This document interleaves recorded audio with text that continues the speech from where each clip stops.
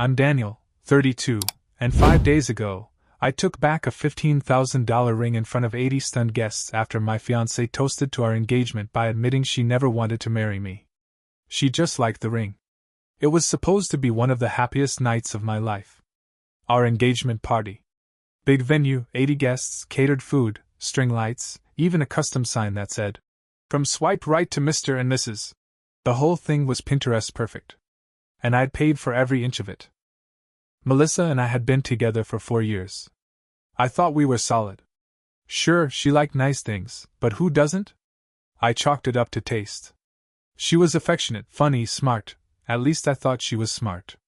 I guess it's easy to miss red flags when you're in love and your head's shoved up your own romantic fantasy. I gave her the exact ring she wanted.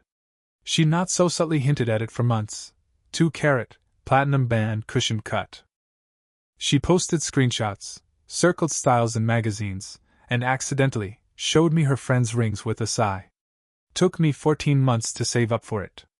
But I was proud. She cried when I proposed. Said yes, screamed it actually. And I believed every word. The night of the party, she was glowing. Champagne in one hand, my hand in the other. She looked beautiful. Everyone kept coming up to say how lucky I was. Yeah. Lucky. Like a guy walking into a burning house because the porch looked nice. She got drunk, like messy drunk. Not her usual 2 glasses and giggles drunk, but full-on slurred speech, swaying on heels drunk. And it all went downhill from there. It happened by the bar. Her college friends were gushing over the ring again. Her maid of honor asked, "When did you know he was the one?" Melissa laughed. Not a cute laugh. A nasty, mean girl cackle that turned heads.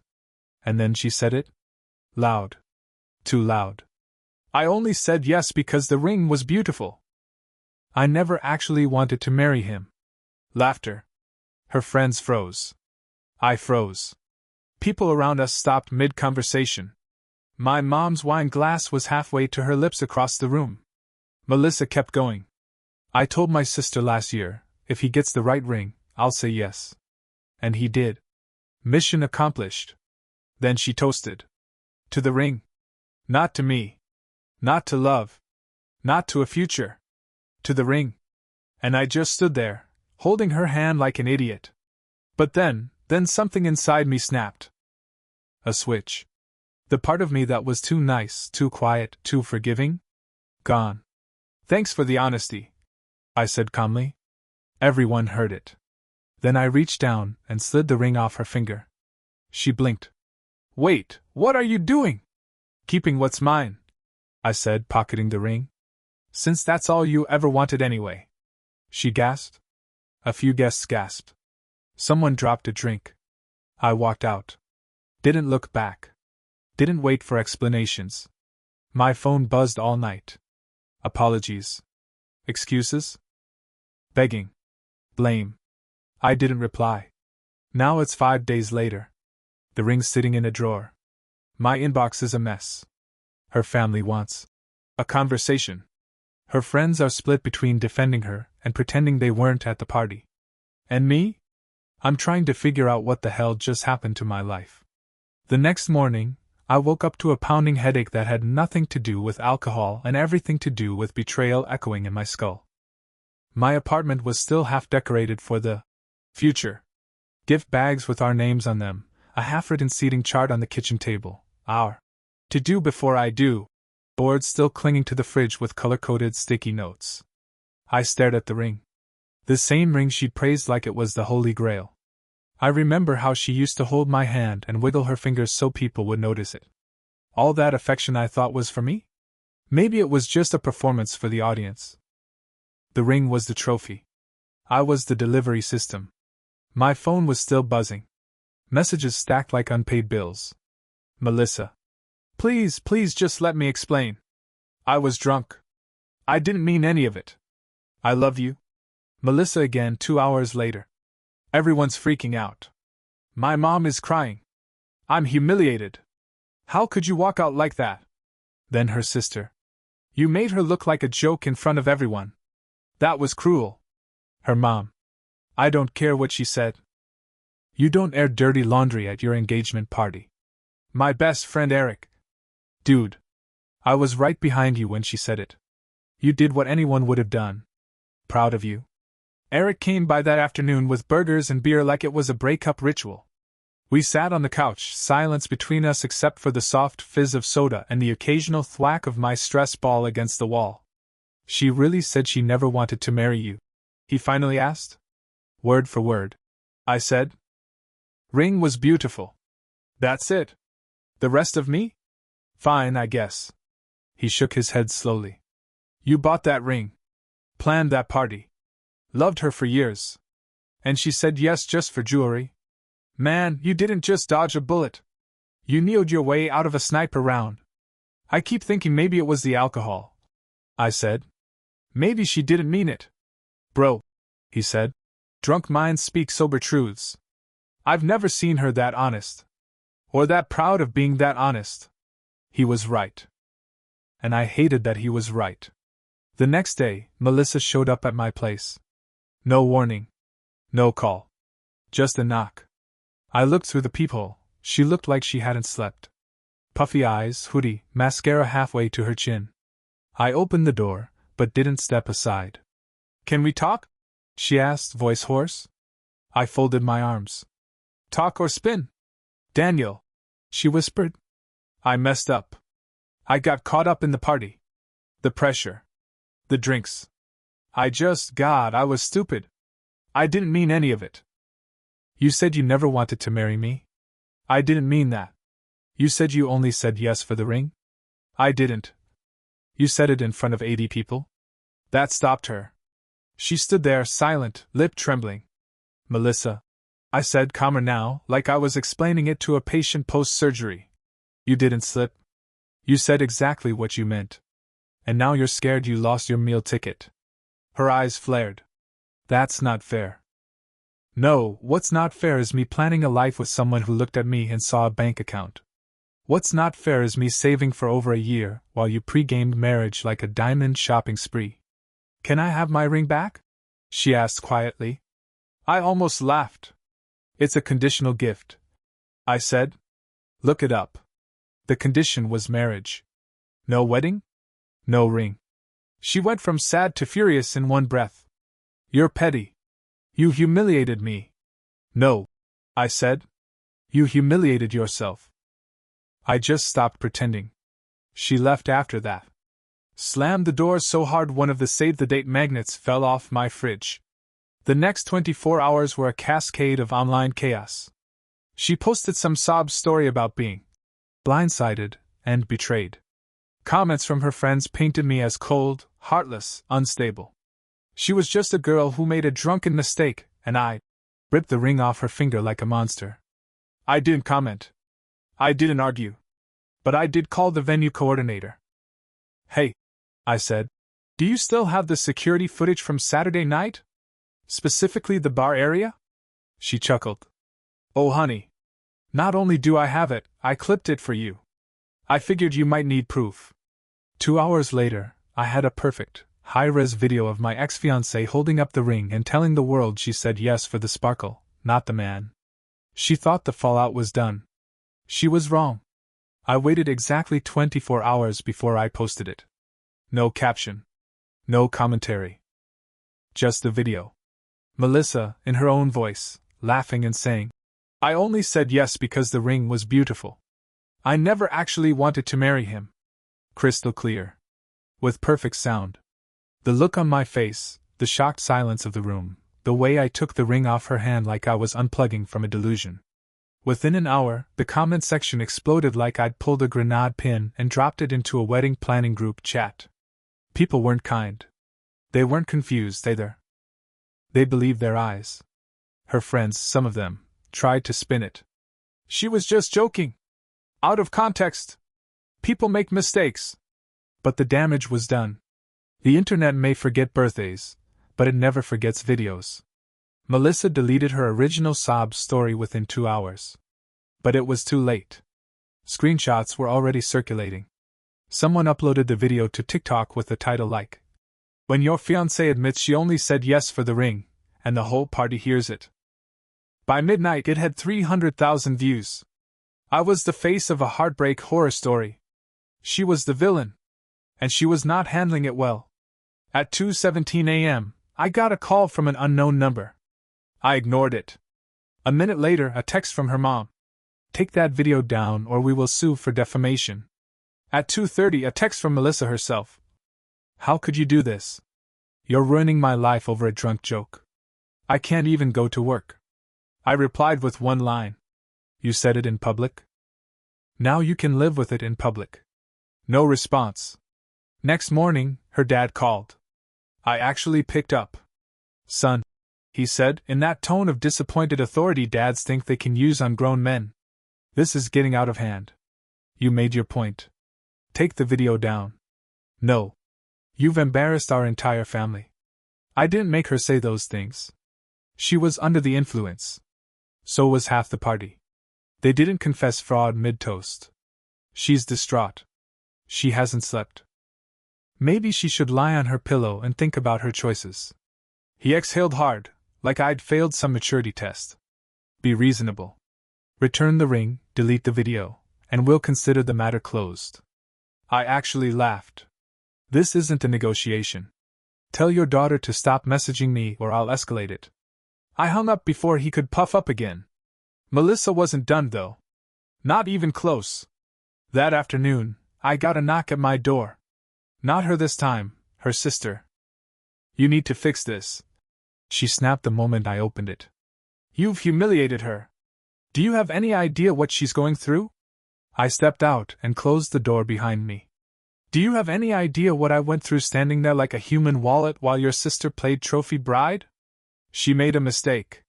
She made a confession. You're all just mad she said it out loud. She's been crying for 2 days. She should have cried before she said yes for the ring and not the guy. Then she said it, the line that flipped a switch I didn't even know was still connected. She still wants to marry you. That has to count for something. I looked at her dead in the eye. She never wanted to marry me. She wanted the look of marriage. The ring. The party. The upgrades. I was the subscription she had to sign up for to get the premium package. The sister went quiet for a second, then shook her head. You're going to regret this. You're being vindictive. Good, I said. Now you know how I felt the second she said what she said. She left without another word. That night, I sat in my apartment watching the view count climb. 500,000. Then 7. Then 10. A wedding blog reposted it. A finance account quoted me. It was a conditional gift. No marriage, no ring. The comments were mostly in my favor, though some self-appointed morality police tried to say I should have handled it privately. Let me be clear, if you set fire to your relationship in public, you don't get to demand privacy once it burns. Melissa's friends started unfollowing her. One of them DM'd me. For what it's worth, I'm sorry. She's always had priorities. But this was a new low. That message stayed on my screen for a long time. By Friday, I was tired. Not angry. Just tired. Then my lawyer buddy Josh texted me. Saw the video. If she tries to claim the ring again, let me know. You're in the clear.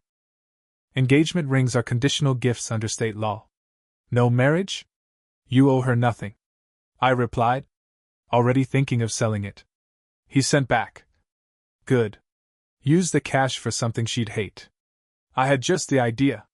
On Saturday morning, I walked into the jewelry store where I'd originally bought the ring. Same guy behind the counter, same fake marble floors, same little smirk on the manager's face when he saw the box in my hand. He raised an eyebrow. Back so soon? Change of plans? I said, setting the box down. He opened it slowly, like he was defusing a bomb. Still in perfect condition. Doesn't even look worn. Oh, it was worn, I said. She just wore it like a trophy, not a promise. He whistled low. I saw the video, man. My cousin sent it to me. Didn't even know it was you. Then I recognized the ring. Brutal. You buy back? Not retail, but we'll give you a fair price. Want store credit or cash? Cash. Definitely cash. 10 minutes later, I walked out $12,500 richer. No regrets. No lingering sadness. Just a lighter step and the kind of relief you don't realize your body's been waiting for. I called my brother on the way home. Pack a bag. For what? Vegas. Tonight. You're driving.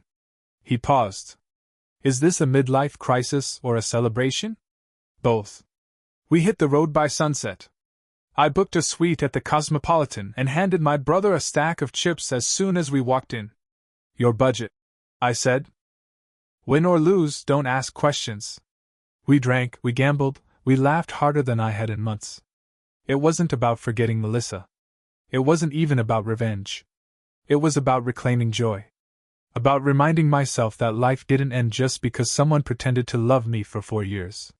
Sunday afternoon, I checked my phone. Missed calls, messages, notifications. Melissa was spiraling. Her latest post, long caption, sad lighting, mascara-streaked cheeks. Some people can't forgive one mistake. They'd rather destroy everything than work through it. I loved him. I still love him. But I guess that wasn't enough. The comments were half sympathy, half, "Girl, what did you expect?" Then came the twist. She tagged me in the post. She actually dragged me into her public pity parade like I was a cast member she forgot to warn. That's when my patience officially expired. I posted one story. One screenshot. The frame of her holding the ring at the party, laughing. The subtitle. I never actually wanted to marry him. No words. No context. Just that. 10 minutes later, she untagged me and set her account to private. 30 minutes after that, her sister texted me again. She's talking about suing you. For emotional distress. Just a heads up. I smiled. Then forwarded the text to my lawyer. His response? Great. Let them. I'd love to countersue for defamation and malicious interference. By Monday, I was back home. The video had passed 2 million views. A podcast wanted me to come on and talk about ring revenge. I declined. I wasn't interested in being a meme. I just wanted closure. Instead, I got a registered letter in the mail. From a law office. A real one this time. Melissa's new attorney.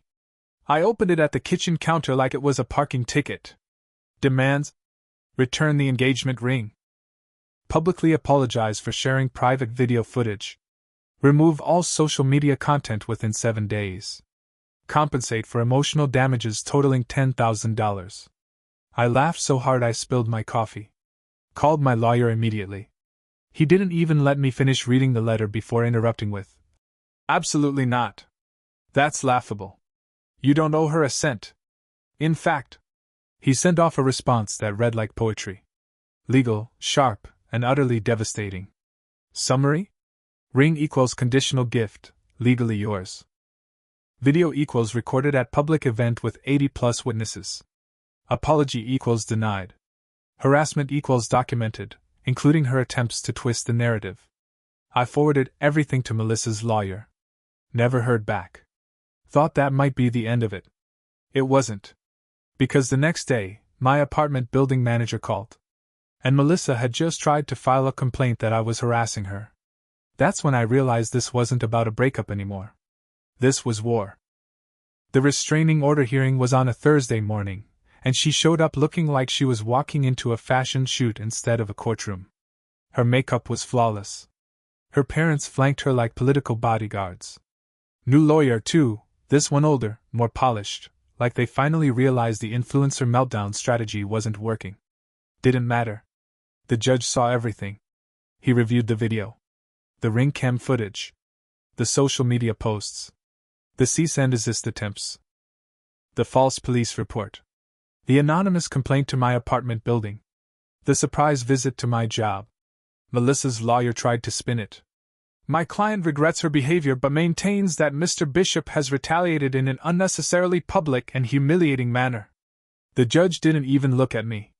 Just stared over his glasses and said, "Your client lied, harassed, and attempted to weaponize legal systems against someone she publicly admitted she never wanted to marry. This is not retaliation. This is consequence. Restraining order granted. 1 year. No contact." Melissa cried loudly. Her mom muttered something about me being heartless. Her dad just stared at the floor. I walked out of that courtroom without saying a word to any of them. That was 3 weeks ago. Since then, things have been quiet. Mostly. She hasn't messaged me, legally she can't. But I've still gotten a few indirect feelers, her cousin. Accidentally?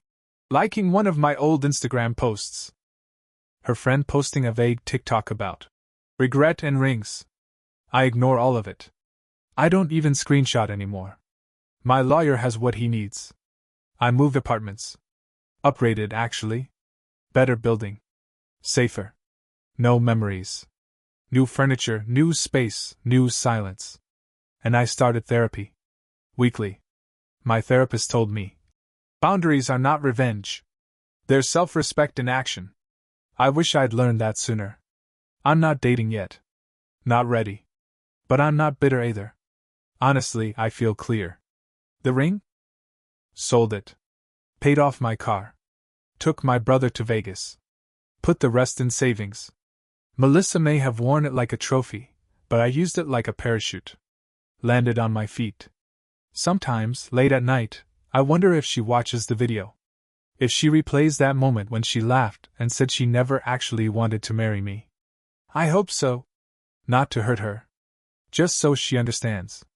That night didn't destroy me. It freed me. The worst part of being with someone who doesn't truly love you isn't the heartbreak. It's the quiet erosion of who you are. The way you shrink. Apologize for things you didn't do. Try to buy your way into being enough. But I was always enough. She just wasn't worthy of what I gave her. And the second she made that clear, I stopped giving. They say the trash takes itself out. Sometimes it laughs while doing it, holding a champagne flute, wearing a $15,000 ring it never earned. But the door still closes. And thank God I had the spine to close it. Forever.